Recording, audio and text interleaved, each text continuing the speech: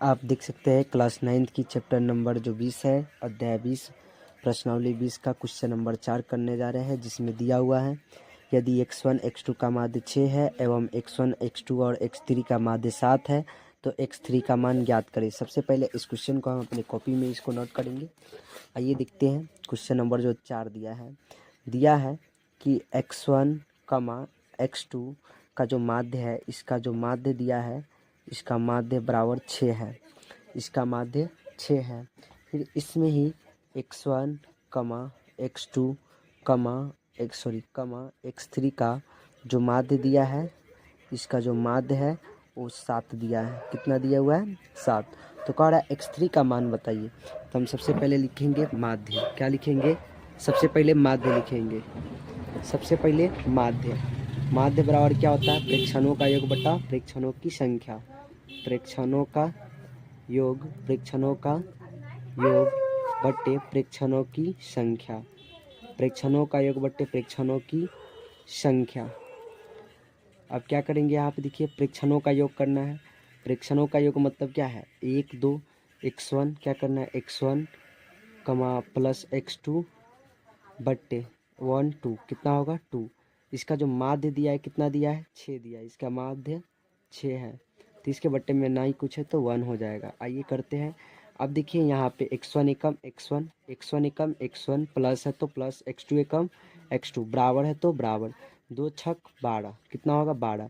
x1 plus x2 का मान कितना आ गया? 12। मुझे किसका मान निकालना है? x3 का। तब लिखेंगे तब फिर लिखेंगे माध्य बराबर, फिर माध्य बराबर क्या होगा? प्रेक्षणों का योग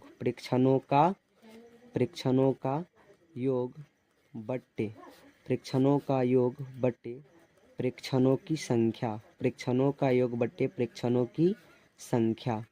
प्रेक्षणों का योग करना है तो इसमें प्रेक्षण क्या दिया है? दूसरा माध्य में दिया है x1, क्या दिया है? x1 plus x2 plus x3। अब बट्टे कितना होगा? 1 2 3 कितना होगा? 3। और इसका भी माध्य जो दिया है 7 है। कितना है? 7। चलिए 7 दिया है, इसका माध्य 7 है तो 7 तो 7 रहने देंगे, बट्टे में ना कुछ तो 1 बराबर में x1 x2 का माध्य कितना आया था? x1 और x2 का माध्य 12 आया है। कितना आया है?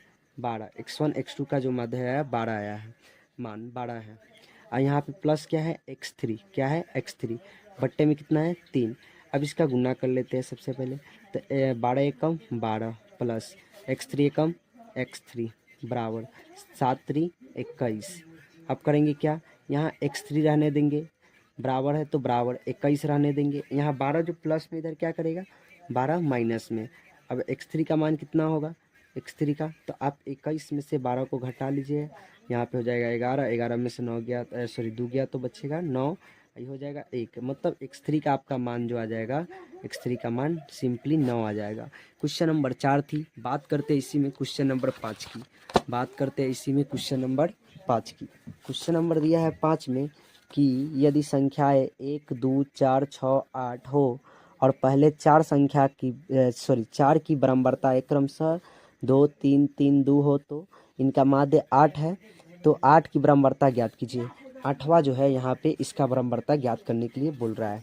तो सबसे पहले हम लिखेंगे, माना 8वां की जो बराबरता x है, तो सबसे पहले लिखेंगे चर मान।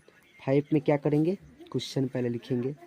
सबसे पहले घर बना लेते हैं, इसको सजा लेंगे, ठीक है। सबसे पहले लिखेंगे चर मान। क्या है? चर मान।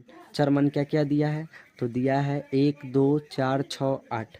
1 2 4 6 8 क्या दिया? 1 2 4 6 8 दिया है। यहाँ पे देखिए 1 2 4 6 8 दिया, और इसकी जो बारंबारताएँ दिया है, इसकी जो बारंबारता है, बारंबारता वो दिया है क्रमशः। क्या दिया है? 2 3 3 2 2 3 3 2। और 8 की बराबरता मुझे नहीं पता है तो हम मान लेंगे कि x है। क्या है? x। अब आपको यहाँ पे आपको पता है f होता है, क्या होता है? x। अब करेंगे f इंटू एक्स। क्या करेंगे? f into x. 1 1 दूना 2, 2 तिहाई 6, 4 तिहाई 12, 6 दूना फिर 12, 8 गुने x करेंगे क्या हो जाएगा? 8x। अब इसको जोड़ेंगे तो होगा सिग्मा एफ। सिग्मा एफ कितना होगा? तो जोड़ते हैं, 2 और 3 कितना होगा, 5 3 5 3 8 और 2 कितना होगा 10। तो x है तो x प्लस 10 है तो 10। अब निकलेगा sigma F x, sigma F x बराबर 8x है तो पहले 8x रहने देते हैं, प्लस तो प्लस 2 और 6 कितना हो जाएगा 8 और 12 कितना हो जाएगा 20 और 12 32 कितना हो जाएगा, कितना हो जाएगा 20 और 12 32 हो जाएगा। सॉरी जोड़ते हैं, 2 और 6 8 8 12 8 और 12 हो गया आपका 20 और 20 और 12 32। चलिए 32 हो गया। अब लिखेंगे, हम जानते हैं कि माध्य बराबर क्या, माध्य बराबर क्या होता है, सिग्मा एफ एक्स बट्टा सिग्मा एफ। अब यहाँ पे आप देखिए सिग्मा एफ एक्स बट्टा सिग्मा एफ करनी है, तो सिग्मा जो एफ एक्स दिया वो क्या दिया है भाई, वो दिया सॉरी इसका माध्य 8 की विरम्बरता ज्ञात करनी थी, और इसका जो माध्य दिया है 5 दिया है, क्या दिया है माध्य 5 है। चलिए बराबर करते हैं, सिग्मा एफ एक्स कितना है 8x प्लस 32 बट्टे सिग्मा एफ कितना आया है x प्लस 10। आइए आप क्रॉस मल्टीप्लिकेशन करते हैं, x पंचे 5x प्लस तो प्लस 10 पचे 50 बराबर हो गया। अब इससे गुना करेंगे, 8x से कम 8x प्लस 32 से कम 32।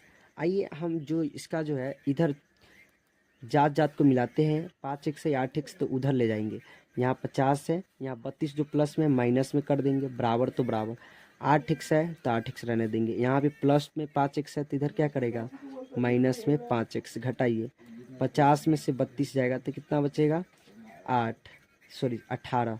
यहाँ पे घटाइए, 8x में से गया 5x कितना बचेगा 3x। अब यहाँ पे आप देख सकते हैं 18 रहने देंगे, 3 जो यहाँ गुना में क्या करेगा भाग करेगा, तो x का मान कितना आ जाएगा, तो 3 छक 18, जो आपका x का मान आ जाएगा 6। मतलब जो आपकी जो 8 की बराबरता है कितना आया 6। अतः आप कह सकते हैं कि 8 की बराबरता 6 है।